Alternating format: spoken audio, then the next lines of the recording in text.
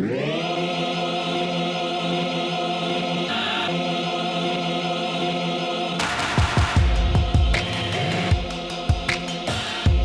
had the opportunity to meet someone really cool. In the past, he worked with Ban Ki-moon, you know, the UN Ban Ki-moon. And his name is Professor Naki, but that's not actually his real name. My name is Nebojsa Nakicenovic, which not everybody can pronounce, so everybody calls me Naki. Hi, I'm Nature Nate, and this is Waste Not, Why Not, a podcast on how not to save the environment. I'm an environmental researcher based in Taiwan working on energy, ocean, and waste issues.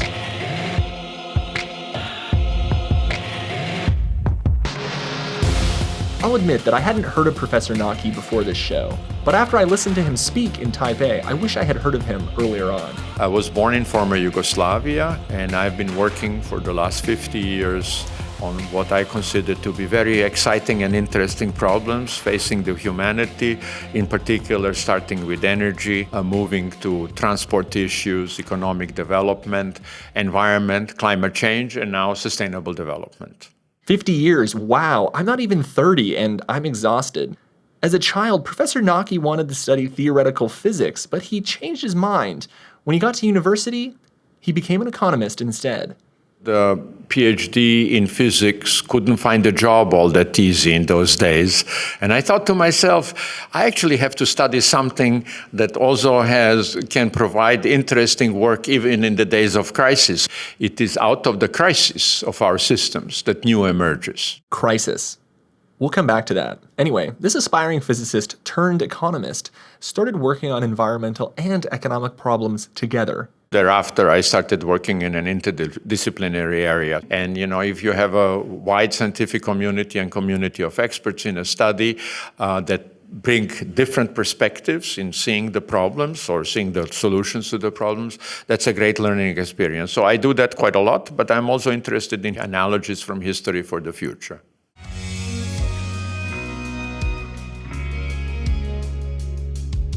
The Sustainable Development Goals came out of the Millennium Development Goals, which are used for funding and international aid agencies to align their projects. They're extremely important for large-scale institutional funding because if you don't have these kinds of agreements, you could have the UN trying to solve fishing in one particular way, and then you could have the World Bank or USAID or a German aid institute trying to all approach it from different directions. So this was an attempt by the UN to try and get everyone on the same page to solve problems together.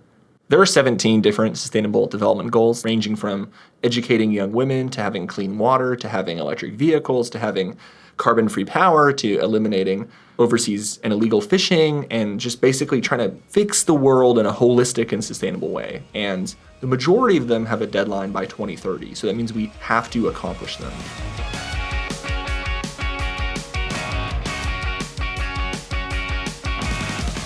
Professor Naki is unique in that he is saying we need radical change to accomplish our sustainable development goals and that technology can be additive. He's talking about these sort of roughly 50-year blocks of technological leaps. There is a 100%, 1,000% difference between the time before we had steam engines and the time afterwards. The thing that caught my attention and made me realize that he was different was that this guy was talking about cyborgs, this guy was talking about cell phones. What's radical is something fundamentally new. It's not an improvement of the old. But then what do you characterize as radical is in the eye of the beholder. So I could say electric cars are radical, because, they're not an improvement of internal combustion propulsion. Others might say that's more incremental because you still have the cars and you don't have a completely different mode of transport. But with all of that caveats, I think there are things that are not a result of accumulated small improvements, but there's something fundamentally new. Maybe in the energy area, let's say fusion would be really new if we can do it. We don't know whether we can do it, but it's this kind of great innovations that can change the world are radical. This kind of non-linear technology growth is something that he thinks can be channeled and used for sustainable development, which is very different from things that you hear from technologists who don't really acknowledge sustainable development, and very different from sustainable development policy workers who don't really acknowledge technology, even though it changes their whole way of working. 50 years ago from now, we didn't have digital technology. And then 50 years before that, we didn't have electricity or industrialized technology, which is to say like 100 years ago. So he's trying to say that every 50 years, there's like a large scale technological change. Let's jump to 2050 and just pretend we're in a time machine. Your team back in 2019 recently published a report imagining the world in 2050 and what we would need to do to achieve the Sustainable Development Goals. You know, most people, including me, have a hard time imagining what next week will be like, and this report tries to imagine the future. We are taking the political goal as given, and we are trying to provide science for it, to understand how to get there. So it's not about predicting the future, it's about what do we need to do to reach a particular desirable future. He's really optimistic about the use of technology, but he also knows that we can't pin all of our hopes onto it. When the steam engines emerged and the railways were developed and the coal provided the energy, and then the textiles came. That was a very powerful development paradigm for the beginning of the Industrial Revolution. Now, digital technologies might offer the same potential, but also the same dangers. You know, we have forgotten that locomotives would explode and kill many people. You know, they would ignite, especially in US, ignite whole forests on fire.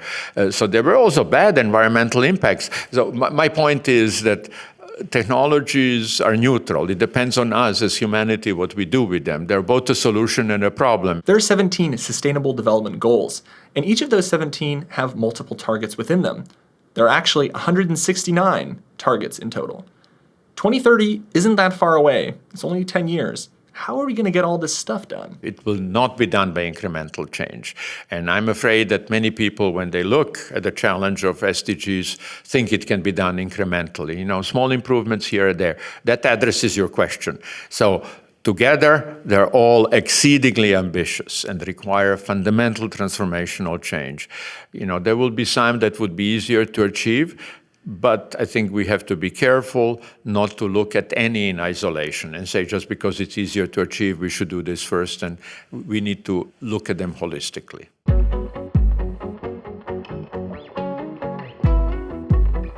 Do you want to stop climate change? Do you want to brainwash people and teach them the right way to solve problems? I have an app for that. It's called Patreon, and I'm on that app. And I know it seems sketchy to go on, log on, give someone your credit card information, but you do it all the time with Facebook, so why not go over to Patreon, sign up, and then go over to Waste Not Why Not on Patreon and agree to give us some money every month. That money is not just used for beer and coffee, it actually helps us make the show itself, and you get bonus content, you get hot takes, and you get to join a secret Facebook group I'm in, and it's pretty fun, and you should go to Patreon and sign up. It's not weird, it's totally legit, other people do it too, and sign up, give me money. The world, as in the world of scientists, has known that climate change was a thing for a very long time. Almost 100 years, honestly, people knew about something kind of like climate change, but there was not a cohort of scientists or a community of scientists talking and researching climate change and setting a baseline of knowledge. That changed when the UN created the IPCC and also the UNFCCC, which were bodies that were in charge of creating reports and sort of setting the baseline for information on climate change. And this might not seem useful to you if you're from a country that has a lot of research institutions, but the world is composed of nearly 200 countries, and not all of them have the resources and research necessary to help them predict climate models. And these countries are also the same countries that are going to be the most impacted by climate change. That's why we need a UN body related to climate change, is so we can share research from multiple countries, and so also we can then share that research with other countries and governments and set a global baseline. Carbon is fundamentally a global problem, so therefore we need a global consensus on how to solve it. If every country does not agree on how to solve climate change, then there's no way that we're going to actually do it. And I've been involved in the IPCC from the beginning, so I've seen the evolution, and I think it's an exceedingly unique organization. It is unique in the sense that you have a scientific community, broad, you know, from people working on climate to people working on economics and technology, producing the reports that have to be approved by the government. That's very unique. So that means it has to be science-based, but the government still have something to say. Otherwise, the report will not be approved. So it's an interesting interaction between the policy and the science, and I think very unique. And without IPCC, we would have made, in my view, very little progress in understanding, having collective understanding of climate change and what needs to be done. The IPCC and the UNFCCC and all these other CCs are the research bodies, but there's also a negotiation element that needs to go on with climate change, because that doesn't really matter if we understand the impacts and we understand how we're causing climate change. We also have to come to an agreement on how to stop it. Every year, the UNFCCC organizes the Conference of Parties, which is not as fun as it sounds, and is instead where every country gets together and negotiates on how to reduce their carbon impacts.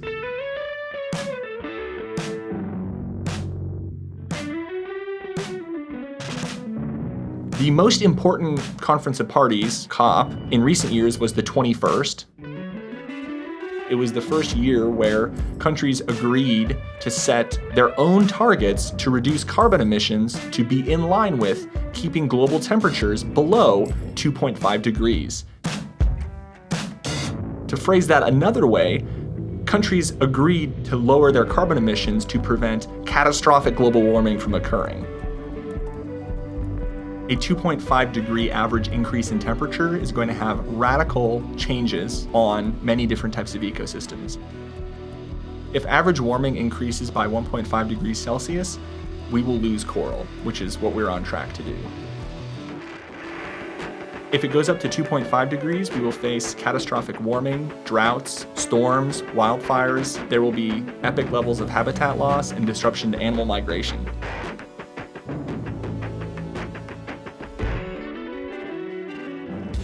How do you manage cultural collaboration? You're working with many different countries, and there's going to be a lot of different working cultures. Is that easy to manage, hard? How do you find that experience? Well, first in the scientific area, that I can speak with a little bit more knowledge in the political negotiation process. In the scientific area, there are bigger barriers between the disciplines than between the cultures. Let's say an American mathematician might have difficulties communicating with an American psychologist or, sociologist. Let's put it that way. But I would say, Taiwanese mathematician, Russian mathematician, or American mathematician would have a very common language. There would be no cultural barrier. But even in social scientists, it is that way. So science is some ways universal. So I think that the cultural biases play a much less significant role in culture.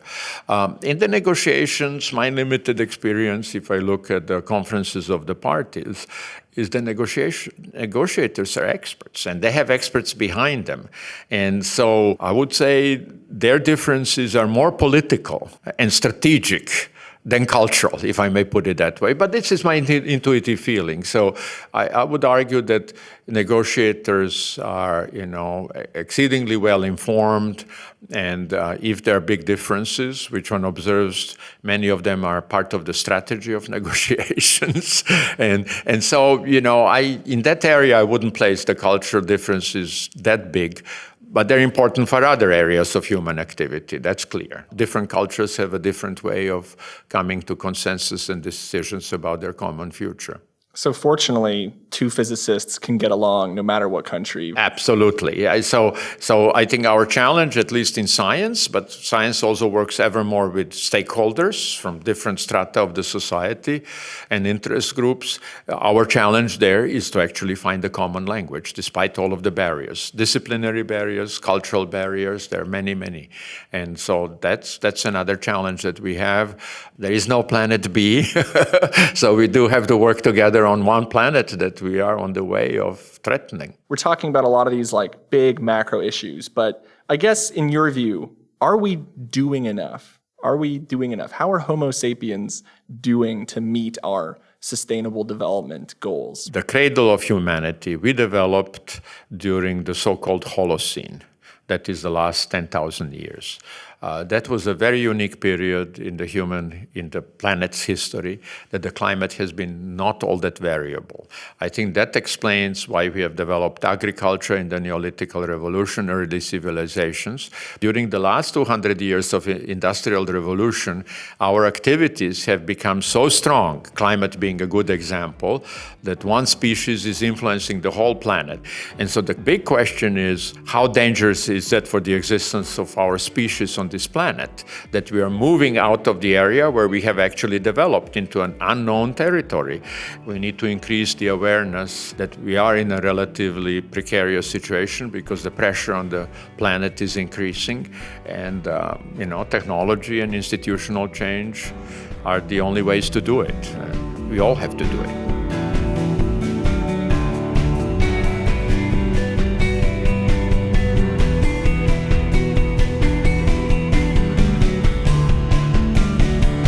Thanks for listening to Waste Not, Why Not? Next week, we're going to talk more about COP and why they had a problem with a 22-year-old student activist from Taiwan. This has been the Waste... This will be really tough today, Austin. This has been the Waste Not, Why Not podcast. We recorded it at MyCoin, a Bitcoin exchange in Taipei, Taiwan. It's actually much easier to talk that way.